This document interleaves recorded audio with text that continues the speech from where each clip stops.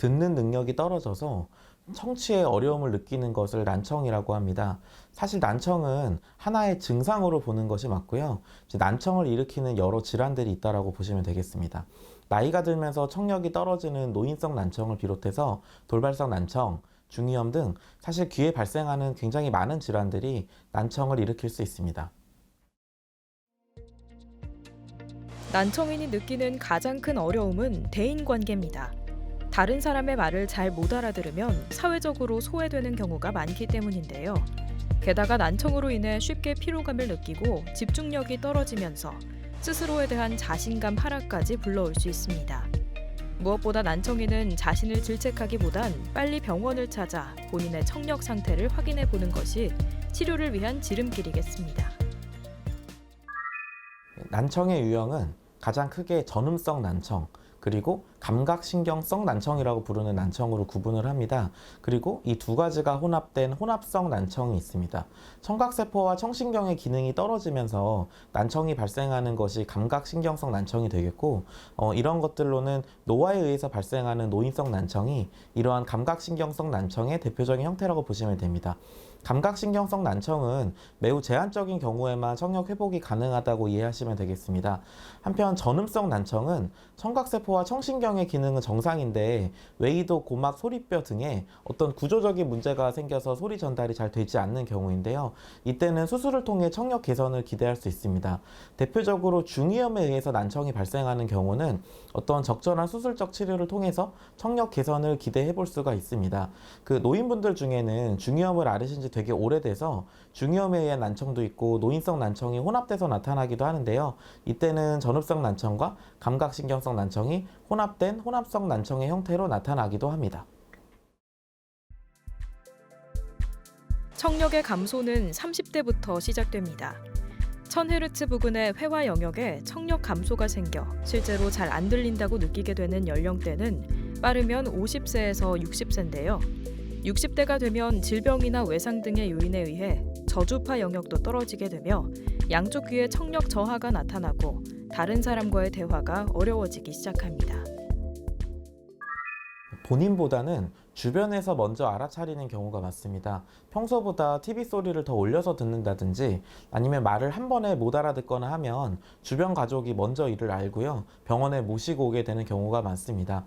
그리고 사실 청력이라는 것이 단지 소리 그 자체를 듣는 것만을 의미하는 것은 아니고 말소리를 구분하는 능력도 포함되거든요. 그래서 소리가 들리긴 들리는데 무슨 소리인지 구분이 잘 안 된다라고 말씀을 하시는 경우가 많고 이런 경우가 노인성 난청의 특징입니다. 사실 이런 경우에는 소리는 어느 정도 들리기 때문에 청력은 본인이 괜찮다고 오해할 수 있는데 사실 이런 경우에도 청력이 실제로는 많이 떨어져 있는 경우가 많아서 정확한 청력 수준을 확인하고 필요하다면 보청기 등을 사용해야 할 수도 있습니다. 돌발성 난청은 발병 후 최대한 빨리 치료를 받아야 하는데 치료받지 않고 방치하면 치료 시기를 놓쳐 회복 가능성이 떨어지게 됩니다. 이 때문에 돌발성 난청은 이비인후과 응급질환으로 꼽히는데요.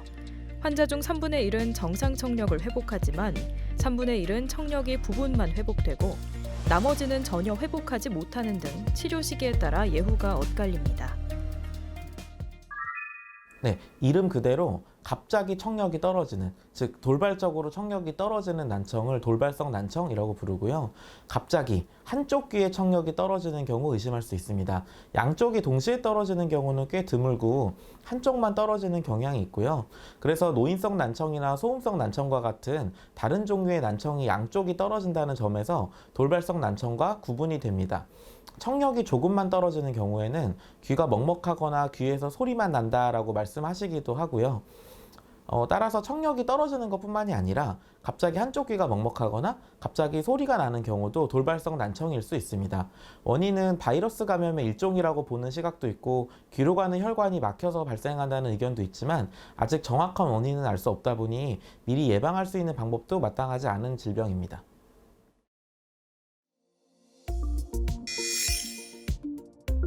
난청을 진단하기 위해서 귀의 외형적인 문제를 확인하는 이경 검사, 그리고 청력 검사를 통해 25데시벨 이상의 소리만 들을 수 있는 경우 난청을 진단할 수 있습니다. 다음은 미국 국립보건원의 난청 자가진단 문항인데요. 이 중 3개 이상이 해당하면 전문의의 진찰이 필요합니다. 1번, TV 소리를 너무 크게 해서 주위 사람들이 불평한 적이 있다. 2번, 전화 통화하는데 어려움이 있다. 3번, 소음이 있는 곳에서 소리를 듣는 것이 힘들다. 4번, 2명 이상과 대화를 하는데 어려움이 있다. 5번, 상대방 대화를 이해 못하거나 엉뚱한 반응을 한 적이 있다. 6번, 상대방에게 대화 내용을 다시 말해달라고 부탁한다. 7번, 상대방이 중얼거리거나 정확하게 말하지 않는 것처럼 보인 적이 있다. 8번, 특정 소리가 너무 크게 느껴진 적이 있다. 9번, 어린이 여성의 말을 이해하는데 어려움이 있다. 청력 자체를 회복시킬 수 있는 경우와 청력은 사실 회복시킬 수 없는 경우로 나눠서 보시면 좋습니다. 앞에서 말씀드렸던 노인성 난청이나 소음성 난청 같은 경우는 사실 청력 자체를 다시 회복시킬 수는 없고요. 반면 중이염이나 아니면 고막이나 소리뼈의 어떤 손상 때문에 난청이 발생하는 경우는 수술을 통해서 청력을 회복시킬 수도 있습니다. 돌발성 난청의 경우도 스테로이드 치료를 빨리 시행하면 청력 회복을 기대해 볼 수 있습니다. 환자가 가지고 있는 청력을 아예 회복시킬 수 없는 경우라고 하면 청력 수준에 따라서 보청기를 사용하거나 혹은 난청이 매우 심한 경우에는 인공화후 이식술 같은 수술을 통해서 청력을 회복시키는 방법도 있습니다. 난청의 치료법 중에 하나가 바로 보청기를 사용하는 것이지만 보청기에 대한 사회적 인식이 부족해 환자들이 난청을 방치하면서 더욱 급격하게 악화하는 경우가 많은데요. 난청 초기에 보청기를 사용하면 소리가 잘 들릴 뿐 아니라 난청의 진행을 늦추는 데 도움이 됩니다. 요즘에는 보청기의 성능이 많이 좋아져서 어떤 보청기의 절대적인 어떤 기능 혹은 출력보다는 각 난청의 유형에 맞는 보청기를 사용하는 것이 더 중요한 것 같습니다. 이제 귀 속으로 들어가서 잘 안 보이는 보청기도 이제는 성능이 꽤 많이 좋아졌고 이제 그러다 보니까 사실 많이 선호하시는데요. 근데 이제 만약 난청의 형태가 고주파 쪽 난청이 심하고 저주파는 난청이 별로 없는 경우에는 이런 귀 속에만 들어가는 보청기를 사용했을 때 귀가 굉장히 많이 먹먹할 수 있습니다. 이럴 때는 이제 귀 속에만 넣는 게 아니라 오픈형이라고 부르는 보청기의 형태를 사용하는 것이 더 좋고요. 이렇게 안에다 넣는 보청기는 모든 주파수가 동일하게 청력이 떨어지는 수평형 난청에서 더 효과적입니다. 이처럼 어떤 보청기의 절대적인 성능을 고려하기보다는 각 난청의 형태에 맞게 적절한 모양의 보청기를 선택하는 것이 더 중요합니다. 인공와우 수술은 듣지 못하는 환자에게 남아있는 청신경을 전기 자극함으로써 음을 들을 수 있게 해주는 와우 이식기를 이식하는 수술입니다. 인공와우 이식은 양측 귀를 거의 듣지 못하는 분으로 보청기로 3개월 이상의 청력 재활을 해도 효과가 없으면 고려할 수 있습니다. 인공화후 이식술 직후부터 바로 소리를 잘 들을 수 있는 것은 아닙니다. 저희가 매핑이라고 부르는 조율 과정이 필요하고요. 또 환자 역시 언어 재활 치료를 꾸준히 받아야 인공화후 이식술의 효과를 더 극대화할 수 있습니다. 인공화후 이식술을 시행하시는 분들은 사실은 보청기 효과가 거의 없으시는 분들이기 때문에 수술 전에 보청기를 잘 사용을 안 하시는 분들이 많이 계십니다.